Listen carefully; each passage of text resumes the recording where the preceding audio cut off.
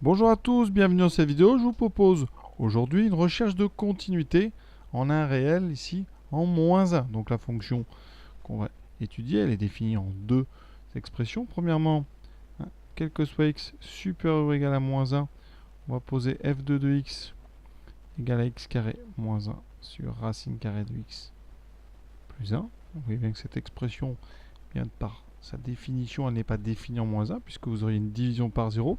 Donc ça veut dire qu'en -1, il a fallu poser une valeur. On a choisi l'image de -1 égale à 1.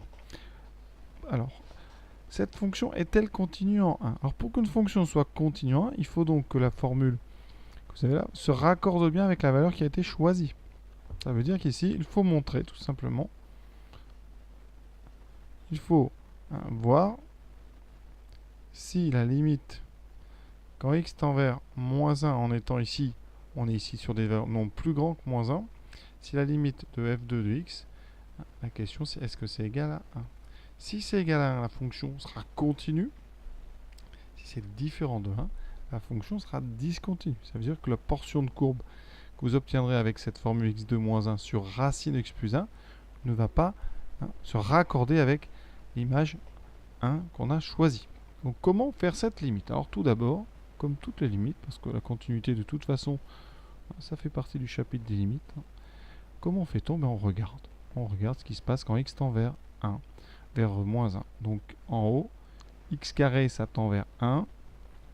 Donc le haut va tendre vers 1 moins 1, c'est-à-dire 0. En bas, x plus 1 va tendre vers 0. Donc le dessous va tendre vers la racine carrée de 0, c'est-à-dire 0. Donc on a une forme indéterminée. Voilà. D'où l'intérêt de cet exercice. Comment lever cette indétermination?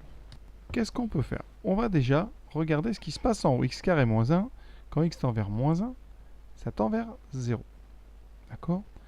Ça veut dire que x carré moins 1, eh bien on peut en faire quelque chose. Alors x carré moins 1, ici, culture mathématique, on reconnaît une identité remarquable, c'est x moins 1 fois x plus 1. Effectivement, il y a deux facteurs. Un qui est x moins 1 et un deuxième très intéressant, x plus 1, qui s'annule en moins 1. C'est lui qui nous embête parce que c'est lui qui fait qu'on a un 0 en haut. Et donc on va essayer de s'en séparer de ce x moins 1. Donc là-haut, je transforme. De toute façon, dès qu'un polynôme s'annule en -1, on peut le factoriser par x plus 1. Ici, on a donc x moins 1 fois x plus 1 divisé par racine de x plus 1. Qu'est-ce qu'on peut faire? Eh bien, on a x plus 1, ici racine de x plus 1. On va simplifier. Alors, comment on peut faire? Là, c'est pas évident. Il faut savoir que comme x est supérieur ou égal à -1, eh bien, pour tout x supérieur ou égal à -1, x plus 1, vous pouvez l'écrire comme étant la racine carrée de x plus 1 au carré. Ça ne pose pas de problème. Racine carrée de x plus 1 est bien définie puisque x est supérieur ou égal à 1. Donc ici, de x plus 1, on va l'écrire racine carrée de x plus 1 au carré. Et en bas, on a racine carrée de x plus 1. On a des racines de x plus 1 en haut et en bas. On va pouvoir simplifier. Qu'est-ce qui nous reste si je simplifie? Bien, tout simplement, en bas, le racine de x plus 1 va être remplacé par 1. Et en haut, si on simplifie, il y a tout simplement le carré qui s'enlève. Il va me rester en haut une expression plus simple que prévu. L'expression ici, donc, x moins 1 multiplié par racine carrée de x plus 1. Et dessous, on n'a plus qu'un 1, donc on peut laisser ça comme ça. Ou alors on met divisé par 1. Et après, on a donc x moins 1 fois racine carrée de x plus 1. Est-ce qu'on s'est sorti d'affaire? Alors on regarde maintenant quand x tend vers -1.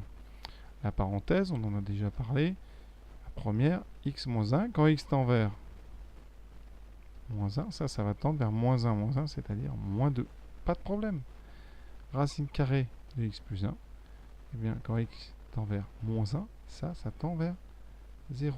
Donc, ce n'est plus une formule déterminée. Produit de limite -2 et par 0, eh bien, la limite donc de quand x tend vers -1 de f2 de x, c'est donc -2 fois 0, c'est 0. Ce n'est pas 1, 0, c'est différent de 1. Donc la fonction f2 n'est pas continue. On va le rédiger, et puis ensuite on va regarder sur GeoGebra. Donc, la limite, quand x tend vers -1 ici en étant différent, évidemment moins 1, vous n'êtes pas obligé d'être, mais j'insiste. Ici, la limite de f2 de x, on vient de dire que c'est donc 0. 0, c'est donc différent de l'image de f2 en moins 1, qui est 1. Donc, conséquence, f2 n'est pas continu en moins 1. Il ne fallait pas choisir une valeur ici égale à 1. Il aurait fallu choisir pour que la fonction f2 soit continue. Ici, il aurait fallu f2 de moins 1 est égal à 0. Et on va donc regarder ça tout de suite sur GeoGebra. Donc dans la zone de saisie, parenthèse, x carré moins 1, voilà, divisé par donc la racine carrée, c'est-à-dire la square root, la racine carrée de x plus 1. Qu'est-ce que ça nous donne? Ça nous donne ceci. Alors, pour l'instant, on n'a pas grand-chose. On voit bien qu'on commence en moins 1 au niveau du domaine. Et qu'est-ce qu'on peut remarquer? Ici, la fonction n'a pas l'air d'avoir de problème. Le seul problème, c'est nous qui l'avons créé, parce que quand x vaut moins 1, donc là, ici, j'ai choisi comme valeur de départ, ici dans l'exercice, on a choisi 1. Et vous voyez bien que la fonction, elle a une courbe qui débute en 0. Donc, le point de départ idéal pour cette fonction, c'est ici. Donc, de fixer la valeur